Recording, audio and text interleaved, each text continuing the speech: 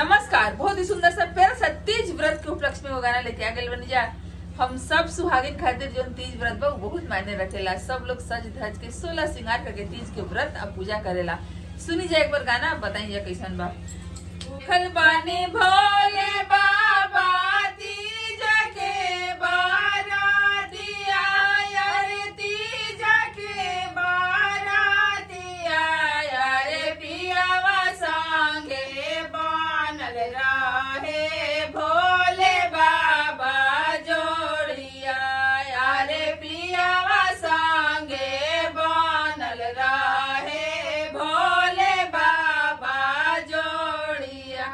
अतना बरदान भोले बाबा राउरा से मांगिला, अरे राउरा से मांगिला, अरे रखिहा सलामत भोले बाबा हमरो सजनवा, अरे पियावा से बाटे भोले बाबा हमरो सुहागवा, अरे हमरो सुहागवा, अरे सजल रहे जनमो जनम तक से नूरवा, अरे सजल रहे जनमो जनम तक से नूरवा। सोन के थलिया भोले बाबा लाइनी सजाई के, अरे लाइनी सजाई के, अरे दोनों हाथवा जोड़ी भोले बाबा करनी बिनाइया, अरे दोनों हाथवा जोड़ी भोले बाबा कइनी बिनाइया।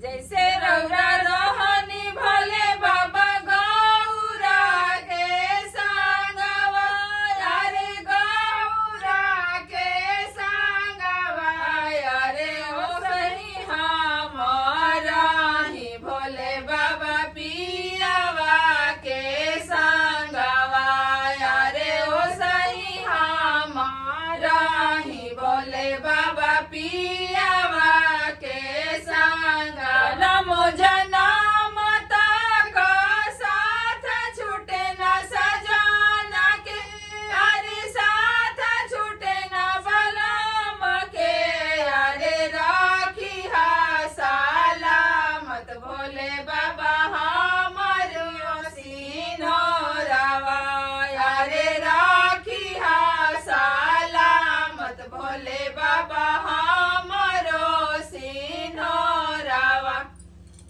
धन्यवाद। गाना कैसन लागल रोल कमेंट में बताई जा, और चैनल पर नए बने जा तो सब्सक्राइब जरूर करी जा, और लाइक भी करी जा, और हमने की वीडियो का शेयर भी करी जा।